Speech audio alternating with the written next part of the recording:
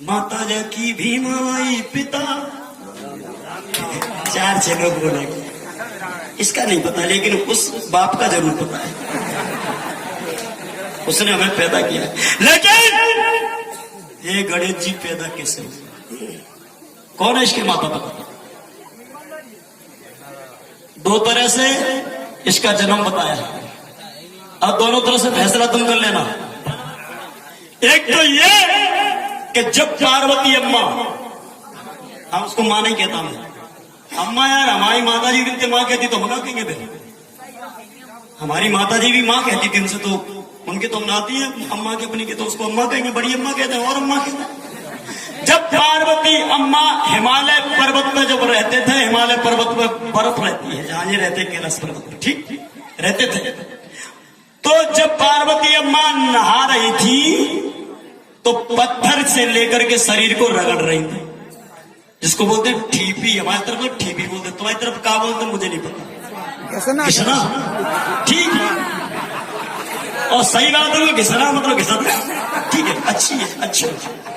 घिसना से जब रगड़ते हैं शरीर को तो मैल गंदगी निकलती है ना, तो पार्वती अम्मा घिसना से अपने शरीर को घिस रही थी तो मैल की गंदगी निकली, और मैल बकल्लो ने इकट्ठो, और इतनो मैल इकट्ठो करो, इतनो मैल इकट्ठो करो कि बामे ते गणेश जी पैदा।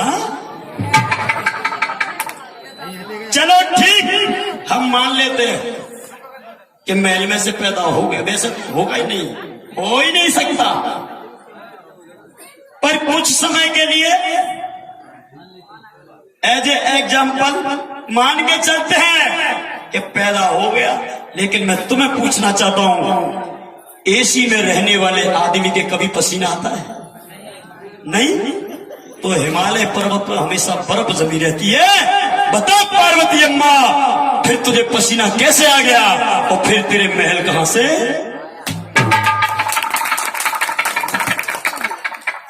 जब महल नहीं आया तो गणेश जी पैदा नहीं होने चाहिए, फिर पसीना कैसे? बात सही है कि झूठी है भैया? झूठी है भैया, वो तो गणेश जी पैदा भय। और दूसरी बात, पार्वती अम्मा नहा रही भीतर बाथरूम में, और बाहर बैठा थे गणेश जी, कोविंद ने अपना लला, और छोटे लड़का, बड़ा लड़का था कार्तिक, छोटे लड़का था जय, जिसका नाम गणपति पड़ा। उससे कहा कि मैं अंदर नहा रही हूं बेटा अकेली, और बाहर दरवाजे पे बैठ जा, मेरी अनुमति के बिना कोई भी अंदर नहीं आएगा जब तक मैं नहा नहीं लूंगी तब तक। कि माता जी अगर पिताजी आ जाए तो कि बिन्नू रोकनी, बेकछु मेले कलेक्टर ना, जब मैं नहाऊंगी तो कोई नहीं आएगा। पार्वती नहा रही तब तक तो शंकर,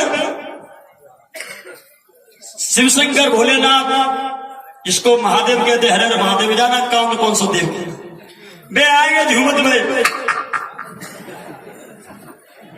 क्योंकि हमेशा बेहोश ही रहते वे तो। और जब नए को होश में आते 6 इंची को गिलास, 9 इंची को गिलास पार्वती फिर घोट गए, पी पी पी, ससुर फिर बेहोश, और बाय पकड़ा तो खटका खटका, जो आया तो सरपट्टा कई में मार देते, बूढ़ो मरेगे जवान मुझे हत्याते। खटका का मतलब ही तुम नहीं समझ पाए, गॉड, GOD, GOD, गॉड, ये 3 है। 3 कौन से? ब्रह्मा विष्णु और महेश। जी ब्रह्मा, ओ विष्णु, डी शंकर, तीनों के काम देख लो। G4 जनरेटर, जनरेटर माने बनाने वाला, ब्रह्मा ने बनाए। O4 ऑपरेटर, ऑपरेटर माने पालने वाला विष्णु, और D4 डिस्ट्रॉयर मतलब नष्ट करने। उत्पत्ति ब्रह्मा करेगा, विष्णु पालेगा, और शंकर मारेगा। तो मारवे की मशीन कौन के हाथ में दे दी? शंकर के हाथ में। वो हो समय कम हो रहा तो नहीं, बा के हाथ में मशीनें दे दी, और खटका के सरपट्टा में जो आया तो तय मार देता। उससे कहा बाबा साहब अम्बेडकर ने, बताओ शंकर, तुम्हें यदि मारने का ठेका दिया है तो जो अन्याय करे उसको मारो, ये बात तो मेरी समझ में आती है। लेकिन अंबेडकर ये पूछता है कि शंकर, जो मां के पेट में बच्चा है उसने कौन सा अन्याय कर दिया, कौन सा न्याय कर दिया? उसने तो अभी जन्म भी नहीं लिया, उसको तूने पेट के अंदर क्यों मारा? ये सवाल बाबा साहब अम्बेडकर ने शंकर से किया। शंकर और बाबा साहब की तालमेल नहीं था, एक समयकालीन नहीं थे, लेकिन बाबा साहब की विचारधारा ने शंकर की विचारधारा से सवाल किया। तो पता है शंकर ने जवाब दिया कि अम्बेडकर, मोए ना पतो कि कू मर रहो, मैं रहता तो नशा में, और जो आया तो चक्कर में तय मार दे तो मुंह ना पतो कि पेट के भीतर मर रहो कि बाहर मर रहो। तब भगवान ने कहा कि तू भगवान कहना के, बाबा साहब ने कहा कि तू भगवान कहलाने के योग्य नहीं। विष्णु जी तुमसे मिलते, विष्णु जी से कहा तुम्हारा का काम है कि मैं पालत हूं, कि बाप ऐसा होना चाहिए सबको समान पालना चाहिए, या एक बेटा को 4 रोटी एक बेटा को भूखा, नहीं समान? तो बताओ विष्णु, जब समानता तुम दिखाते हो और तुम सबको पालते हो धरती पर, तो मेरे दबे कुचले शोषित समाज के शूद्र वंश के बच्चे, करोड़ों बच्चे रात को भूखे क्यों सोते हैं, सुबह भूखे पेट क्यों जागते हैं? और तेरे समाज के लोग, उच्च वर्ग के लोग, उनके कुत्ते चाय बिस्कुट नाश्ता करते हैं। ये कारण क्या है? तेरा पालने का सिस्टम मेरे समझ में नहीं आया। विष्णु ने कहा कि अम्बेडकर, तेरे सवालों का जवाब मेरे पास नहीं है। तब बाबा साहब ने कहा कि विष्णु, मैं तुम्हें भी भगवान नहीं मानता। फिर कहा ब्रह्मा जी से, बताइए तुम तो पैदा करते हो क्या? हाँ, मैं हूं जनरेटर। ठीक, तो बताओ पैदा करते हैं तो सबको एक समान बनाना चाहिए, लेकिन किसी को लंगड़ा, किसी को लूला, किसी को काला, किसी को गोरा, किसी को ऊंचा, किसी को नीचा, ये अलग अलग टाइप के नमूने तूने कैसे पैदा कर दिए?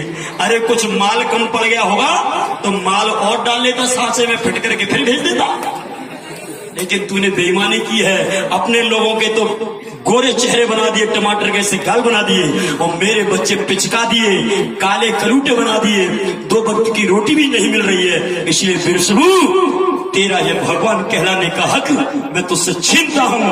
और तब बाबा साहब अम्बेडकर ने 14 अक्टूबर 1956 को नागपुर की धरती पर कहा, पहली प्रतिज्ञा में कहा कि मैं अम्बेडकर ब्रह्मा विष्णु महेश को ईश्वर नहीं मानता। यही कारण था, दूसरा कारण नहीं था। 22 प्रतिज्ञाओं का विश्लेषण करूं तो पूरे 4 दिन लग जाएंगे, एक एक प्रतिज्ञा। ऐसे नहीं लिख दिया बाबा साहब ने कि मैं ब्रह्मा विष्णु महेश को ईश्वर नहीं मानता, उन्होंने सबका खंडन किया है। ऐसे कहा मैं राम और कृष्ण को भगवान नहीं मानता, क्योंकि इनके कर्म और कुकर्म बाबा साहब ने सब परखे थे।